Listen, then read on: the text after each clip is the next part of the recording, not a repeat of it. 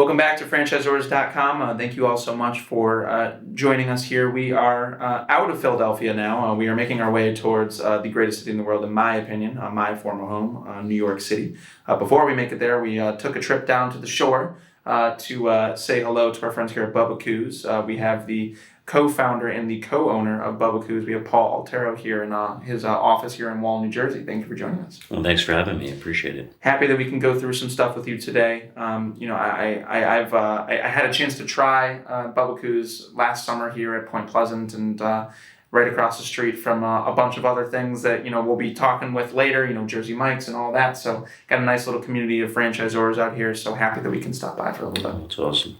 So just to get started here, Paul, would love to just have people kind of hear where you guys think that it was most important to get started in terms of building out a department. Some people start with marketing, some people start with development, operations. Where did you guys start? Well, we're talking from the very beginning, hands down. Again, it was all about operations, executing an awesome brand. My partner, Billy and I had worked together at Johnny Rockets for the better part of 10 years before we even started Bubbakoo's Burritos. We both had the passion and the vision for what we wanted to accomplish. Billy pretty much takes most of the credit for, again, operating the very first restaurant that we had. He was somebody that was, sleeves up, building relationships, and really, if it wasn't for that and kicking off a strong first location, I don't think we'd necessarily be exactly where we are today. No, absolutely. And I think that, we say this all the time on the show, and a lot of people always mention that operations is where they start. It's probably the most common answer we get. So, I have had the pleasure of meeting Billy, and, Awesome. Definitely a good guy and definitely knows what he's talking about. Agreed. So great. So in terms of, your first franchisees, because I know that, the sales side is a little bit more of your spiel. So would you mind going through some of the pitfalls that you ran into and, may help some folks that are listening to avoid those, hopefully? Sure. No, I appreciate the question. You'll have to say, in terms of the first franchisees, they're a bunch that are going to go into this with, I wouldn't say necessarily a crooked eye, but, they don't know what they're necessarily getting themselves into. You're a small brand. We have several restaurants at the Jersey Shore. It's seasonal. They're asking themselves, can this really work? So, fortunately, we just grinded away. We tried our best to select the most qualified people, but again, in the beginning, you have people that are apprehensive. You have people that don't know the brand. People that are basically taking a chance on you. So I hate to use the words you're taking the best of the worst, but you're looking for the most qualified person. What you end up with is somebody who's qualified, somebody with medium capital, maybe with somebody with some restaurant experience. You're kind of working off of that. Because I'll be honest with you, once you get some traction, you have 10 stores, you have 20 stores, you have 30 stores, now people are paying attention. Now you're starting to attract a much higher caliber franchise partner, and things start to get much, much easier. Yeah, and I think that, obviously you guys probably have had to do a lot of work to kind of set yourself apart from all the other brands that may particularly be in the food space and franchising, or if people are walking down the shore and they're looking for, different restaurants that they want to eat at and they may not have never heard of you guys before. How are you guys setting yourself apart in the brand and fandom side? Well, and first off, in New Jersey, we've kind of really, made a mark. We have over 30 restaurants open in New Jersey alone. And, I think most people in New Jersey know who we are by now. So the brand and the name has definitely gotten around. The advantage to what we do is we're different. So when you walk to the doors of our restaurant, you're going to be met with a little bit of a different experience than we are accustomed to at Chipotle, at Moe's, at Qdoba. The service standards are higher, but really it's the product. We do very cutting edge things like hibachi, a cooked to order hibachi steak and shrimp burrito. It's literally prepared to order while your food's being made down the line with the rice, the beans, your salsas, your toppings. That sizzling hot hibachi steak and shrimp is coming off the grill and being dropped into your burrito literally before it's rolled up and handed to you. Wow. So it's a complete different eating experience. Coupled with, the sriracha pork, again, the sweet chili shrimp, the shredded ghost pepper chicken, our proprietary item called the Chihuahua. We do some pretty cool stuff. So, again, I think it's one of those things where I have a tremendous amount of respect for all these national brands. I think they do a great job, but sometimes I think their offerings are a little dull. You come to our restaurant, you're like, wow, and you're almost compelled to come back. Yeah, absolutely. And so on the franchise offering side, I'm sure that obviously plays a really large role, but there are quite a few food brands around the franchise space. Is there anything in particular that you guys do on the when you're talking to a potential investor that's looking to open up a couple stores? Sure. Well, the other side of it too is talking about the support side of it and what we do as a company. We really believe in, I would almost go as far as to say, is over support our franchises, if you can even do that. But, we believe in great training. We're constantly working internally on making sure that we have the right training managers, the right training stores. We've gone as far as hire a vice president of franchising. So highly experienced gentleman from a couple major national brands. But we're really starting to foster a culture of great support, and making sure that we're going to do everything in our power to make sure that you're successful. Yeah, so let's talk a little bit about that. Sure. Just in terms of the operational side, I know that Bill plays a really large role in that too. But what are some of the tools that you guys provide for your franchisees that help them to be successful? Sure. Well, again, it starts with training, right? So, in fact, we were so heartfelt about making sure that people are trained properly. Our initial program was 4 weeks. In the past 4 years we've been franchising, we've upped that to 5 weeks. Wow. Because we think it's that important that everybody get an additional week of training. Again, constant visitation, site support. So we're visible. We're in the stores. We're always available. The other side of it is, ongoing support. So if somebody is stuck or they need maybe they have a new manager and they're overwhelmed, we'll send a manager up for the day to make sure that person is trained properly. We believe in that. And, the one thing I could tell you is I could almost attest that pretty much every franchisee, if you were to speak to them that's currently in the system, would say that these guys are on it, they're available, and they do really care about their business. Absolutely. I think that a lot can be told by the numbers in that too, right? And I'm sure that you guys definitely are measuring quite a lot in order to ensure that these people are not only are being trained properly, which I'm sure obviously you guys are really working hard to do, but at the same time that they're actually listening to that training and they're fulfilling that in the way that they should. What numbers are you guys looking out for from a unit economic standpoint? In terms of sales growth over year? Yeah, it could be sales growth year over year. There's a lot of metrics that people Sure. measure, so. The metrics that we use is, we're really big on kind of comparing or contrasting our sales year over year. Right now, I think we're trending, I'm going to say 8 to 10%, versus last year, which is pretty tremendous. That's, at least I could state that from the company side, the company growth. Sure. The next side of it is making sure that we're doing something called a quality store assessment, where we're going in terms of, actual, being quantitative and measurable. We go into a store, we do assessments on stores, and that really rates how well the store is doing. It's like a store report card is what it is. And we do these QSCs regularly, I'd say as frequent as quarterly. And they're a very strong tool in making sure, at least operationally, that the franchise partner is up to speed. No, absolutely. I think that having that ability to talk to your franchisees a little bit more about where they are within the system will help them from a competitive standpoint, because then they feel compelled to really to do better against not necessarily their competition, but against their peers, and it really helps them to to be up to snuff, I suppose. So great. So let's pivot to franchise sales here, because I know that is something that you obviously play quite a large role in. Where are your franchise leads coming from, and how has that really evolved over time? Sure. Well, I'll give you a little history. For the longest time, Billy and I have been spearheading the development side of it. I've been doing maybe a little bit more, if that's even accurate.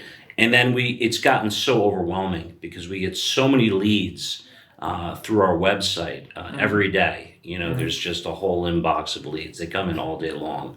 It started to get difficult to manage that and process people and call people, vet them, make sure they're qualified, make sure that, obviously this is somebody that we wanted to take to the next level.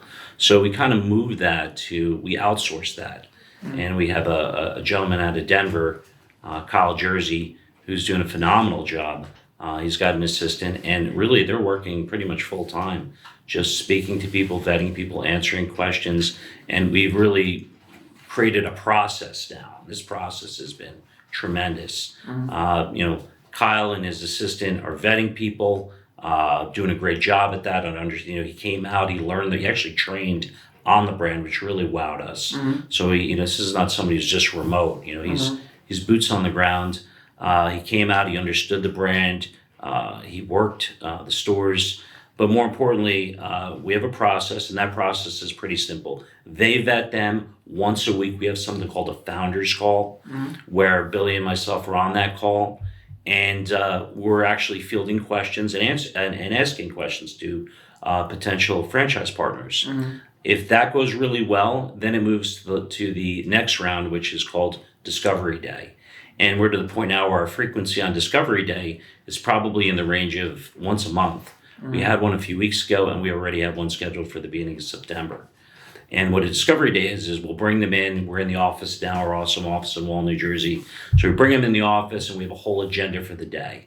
And then again, if everything works out or shakes out, they get a chance to meet Bill and I personally, our executive team. Even all of our vendors come in at the last store, so they have an opportunity to meet Cisco, Pepsi, our paper company, a whole bunch of different services.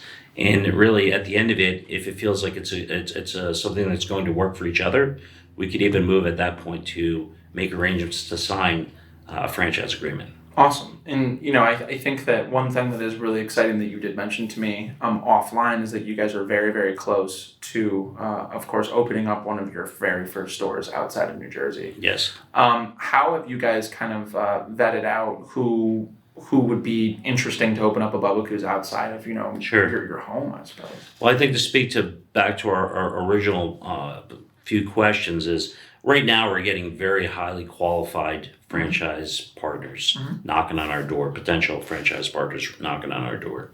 So if we have a hot area, we'll say a hot area is Nashville, hot area is Tampa, hot area is Vegas. We get somebody in a hot area, and he or she or a group is highly qualified and capitalized. Chances are we'll probably move forward with the process, providing this person or this group is willing to do a multi-unit deal in that market, because we're heavy believers in market penetration. Yeah. So we go into any area, we're not opening one or two. We're opening up 4 or 5 minimum, especially depending on the geography or the layout of the area. But we're believers in that, and so far so good. We've opened up, we signed 4 in Savannah, 5 in Louisville, 5 in Tampa. We've got 5 in Northern LA.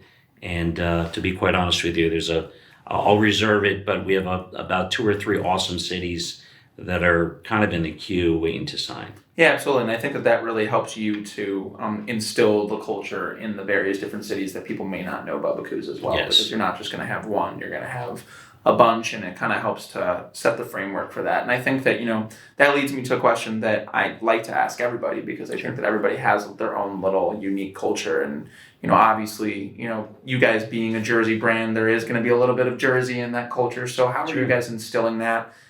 Is there any strategies that you guys have in place to help as you guys expand out of New Jersey for the first time at all? To be very honest with you, understand our brand even a little bit, and we've touched surface on it, but we're extremely people-driven. So we're a very people-driven organization. I'd have to say that probably about 80% of what we talk about on a regular basis is about people. We talk about our franchise partners. We talk about our corporate people. We want to make sure people are happy. How do we take them from a level, ABC, from a C to a B or a B to an A? We're in the relentless pursuit of making people better. And I think that it flows outside of everything that we do.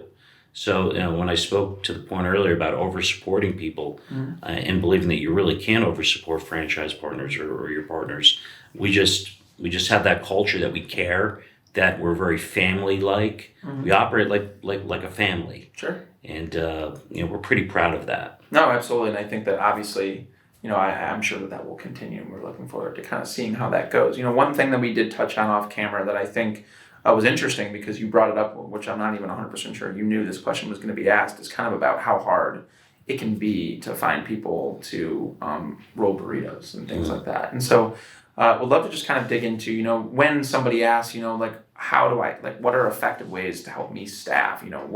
Because this is a concern that franchisees have, right? Right. What are some tips and tricks that you may have for emerging brands that don't know what to say to that question? Sure. Well, again, if you're a people-driven culture, if you're really behind that, it's not being reactive to everything like I see a lot of people be, but always being in front of it. And what I mean by being in front of it is you're looking at, who your team is, and always a lot of succession planning. We're in a industry with, average extremely high turnover.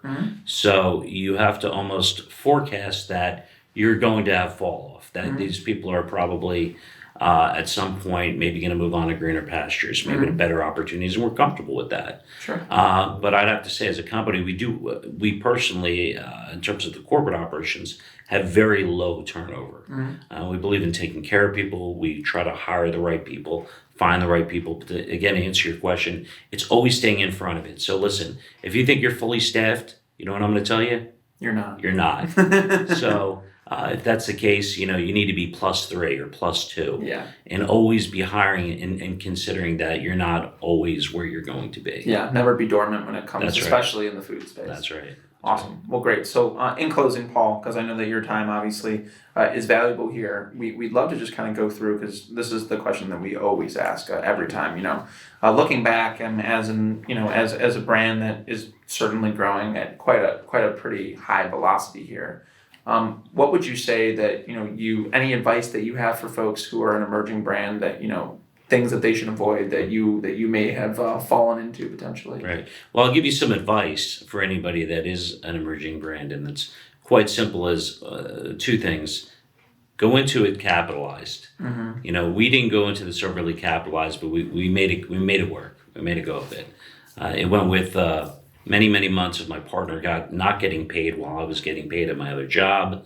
But the other side of it is this, and this is a truth, I'm sure most franchisors out there will agree with it, is if you think you're going to be where you are in 3 or 4 or 5 years, it's going to take you at least twice the time. So, it's just about being patient. It's about grit. It's about working really hard. It's going to be a lot of disappointments, but there's going to be a lot of successes. There's going to be a lot of, you want to embrace it. You'll have fun with it. But it has definitely been an institution for me personally. Awesome. Well, Paul, thank you so much for your time, and we really appreciate it. And Thank you. Look forward to seeing you soon. Thank you. Thanks. Appreciate it.